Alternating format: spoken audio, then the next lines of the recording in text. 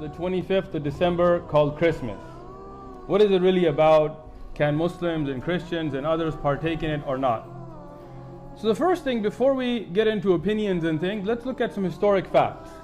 Where did the 25th of December come from? Was this a day that biblically Jesus was born? That is not the case. That is not the case. If we go back, for example, National Geographic has a book, An Uncommon History of Common Things. And if you look at any of the research that we have seen, whether it's on the internet or in books about Christmas, they write that Christmas was not a part of the Christian faith. In fact, for 4 centuries after Isa alayhi salam's ascension, for 4 centuries after Jesus, there was no such concept in Christianity. It's non-Muslim research that for 4 centuries after Jesus, there was no idea of the 25th of December being tied to Jesus. So in fact, if we look in the Bible, in the New Testament, in the Old Testament, if you look at historic documentation, it's proven that the 25th of December has absolutely nothing to do with the birth of Jesus. Nothing. Not a shred of evidence that shows that Jesus was born on the 25th of December. We also find in the ancient northern countries and the Druids of the north, they carried out special ceremonies surrounding the mistletoe and surrounding the fir tree and the beliefs, and they would meet within circular areas, and they had a secretive cult that spread throughout the far northern countries. One of the interesting individuals, and you can look this up if you can find it in the dictionaries or encyclopedias, is a man called Mithra or Mithras. This is a very mysterious character. And when you look at history, you find that this individual called Mithra was born on December 25th. His day of the week was the 7th day of the week, that we still call Sunday. He was supposed to be the son of the sun god himself, and they had a special sacrament made up of bread and wine, and they would make this drink during this time, and supposedly he died for the sins of the people. Sounds familiar, doesn't it? And so you will see in ancient Roman history that in some cases the Roman emperor would go out to the Colosseum and the gladiators would be fighting each other and everybody's cheering for the gladiators. Sounds like one of our football games. They would go to the Colosseum, right? And the gladiators would fight, and then if one of the gladiators was down, and they would look at the emperor, should I kill him or not? And if he wanted to kill him, he would say, he would go like that, right? You know, that sign down. If he said keep him alive, he goes like this. You know how we use it today? Yes. Okay? He gives that sign. Okay? One of the terrible things happening during these rituals at the Colosseum is that they would bring the Christians out, literally men, women, and children, and feed them to hungry animals. They would take a hyena or a wolf or a lion and get it hungry and crazy and beat it and throw raw meat at it and then send it out on the people, and they would literally cheer and watch as the animal ripped the bodies apart. This is a terrible culture. Tear the bodies apart. And so somewhere along the line, somebody who couldn't take the torture, who felt that maybe we can win these people over, made a compromise. And you start to see changes going on from the early part of the Christian era. In fact, it was not until Pope Julius I, he chose the date, and why? To appease the pagans for a festival that had for Saturnalia, which was to celebrate Saturn, the sun god. This was a festival, Saturnalia, that they had in pagan Rome from before Christianity even reached Rome. And what would they do on this festival? They would give gifts. Seem familiar? They would go and decorate a fern or a evergreen comfort tree with red berries. Seem familiar? And they would party, and they would loosened the laws of decency to do very indecent thing in those days. And the pagans were not willing to give up this holiday. So Pope Julius I, 400 years after Jesus, he came up with the idea to take this pagan holiday and bring it into the Christian religion. And the early Christians, they fought this. They stood up against this. Oliver Cromwell in the British Parliament, in 1659, he had it banned. And the purists who came to America, the settlers who came to this country from Europe, they did not celebrate it because they also believed this was a pagan festival. In fact, it was banned. It was illegal in the United States. When the pilgrims came here, the purists who wanted to follow the Christian religion properly, they banned Christmas. You can Google and see pictures of those scans that you can find of old postings that used to be posted saying that this is not allowed in this country, and at that time what was going to be America, because it's a pagan festival. If we look at today, many Christians who are researchers, who are people who want to follow their religion, they've also spoken out against this pagan festival. If we look at Santa Claus, who's now called Santa, and if you switch a few letters, it'll be Satan.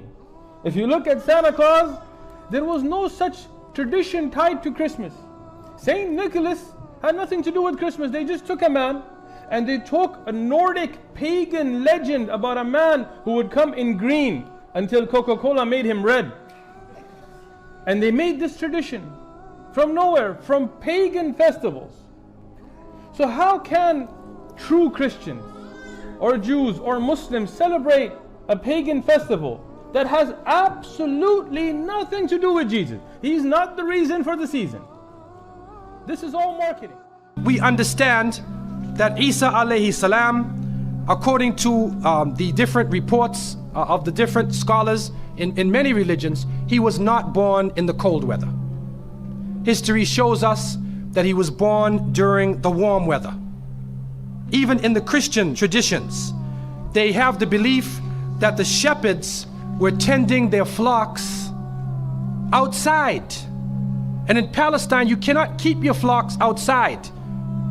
In the wintertime, in the evening, you bring them in because it's cool at night. And so it was the warm weather.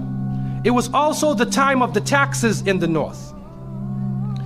In the story coming in the Quran, when we see the mention in chapter 19 in verses 24 to 25, and we see the mention of the story of Mary, because it is the belief of the Muslims that Maryam, may Allah be pleased with her, was a virgin and she had dedicated her life to the worship of one God, prayer and fasting, and by the power of Allah, that the Creator breathed His Spirit into her and she conceived Jesus. He said, be and it is. She conceived Jesus, Isa alayhi salam, without a father, without a man. That is a belief of Islam. It is also a belief that when she felt the pain of the pregnancy, that the angel came to her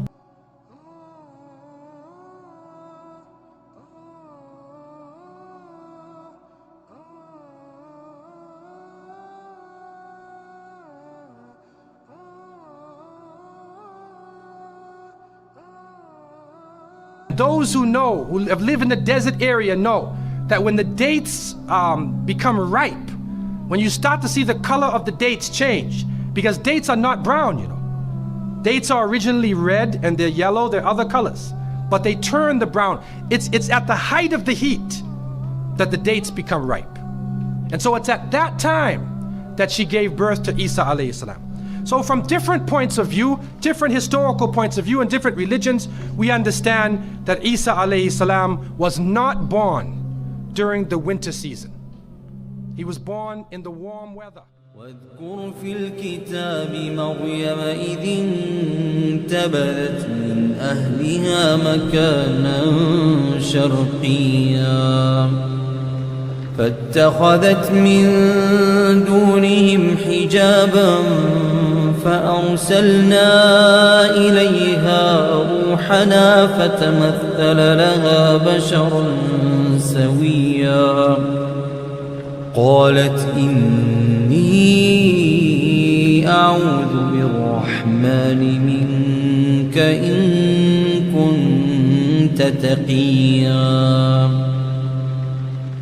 قال إنما أنا رسول ربك لأهب لك غلاما زكيا قالت أنى يكون لي غلام ولم يمسسني بشر ولم أك بغيا قال كذلك قال ربك هو علي هين ولنجعله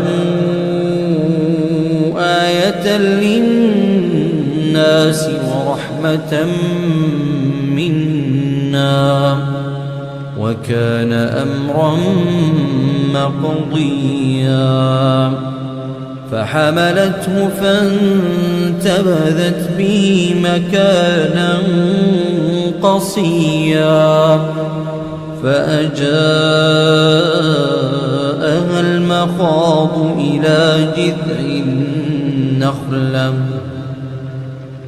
قالت يا ليتني مت قبل هذا وكنت نسيا منسيا فناداها من تحتها ألا تحزني قد جعل ربك تحتك سريا وهزي إليك بجذع النخلة تساقط عليك رطبا جنيا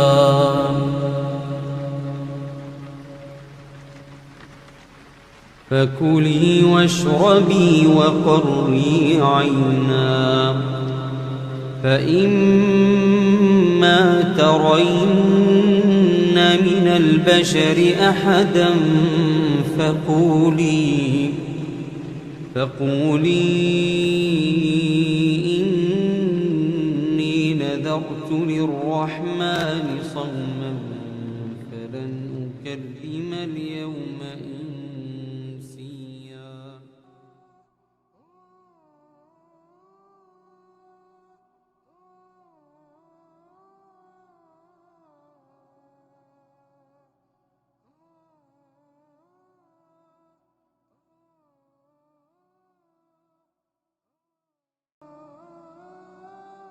If we look at it from an Islamic perspective, if we look at the book Al-Iqtada Sirat Al-Mustaqim from Shaykh al-Islam Taqiyuddin Ibn Taymiyyah, he mentions a quote that Imam Al-Bayhaqi in Sunan Al-Kubra or Sunan Al-Kabir, he mentioned a Sahih Sanad, authentic, from Umar ibn al-Khattab radiyallahu anhu. فقال عمر قال لا يدخلوا على المشركين في كنائسهم يوم العيدهم فإن سخط الله تنزل عليهم. What does Umar radiyan says? Do not enter the kana'is, the churches of the mushrikeen on the days of their Eid, because the punishment of Allah, the anger of Allah subhanahu wa ta'ala is descending upon them. And today our ai want to hold interfaith events in churches on Christmas and want to put Facebook page updates on Happy Hanukkah and Happy Christmas and Happy Easter and Merry this and Merry that. But what do we find from Abdullah ibn Umar, who says whoever lives in the land of kuffar and celebrates their celebrations, then if they die they will be raised on the day of judgment with them. This is Abdullah ibn Amr ibn al-As radiyallahu anhuma. And Umar ibn al-Khattab radiyallahu anhu says, stay away from the ada of Allah, the enemies of Allah, al-Yahud wal Nasara, on their Eid. Stay away from them. This is from Umar radiyallahu anhu.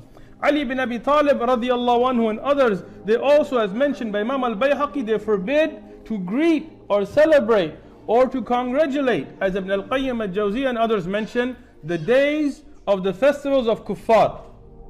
Now some people say, oh, but there's a difference of opinion. Tayyib, I gave you the opinion of Umar, of Abdullah ibn Amr ibn al-As, of Ali ibn Abi Talib, and of these Sahaba, and of Shaykh al-Islam Taqiyuddin Ibn Taymiyyah and Ibn al-Qayyim.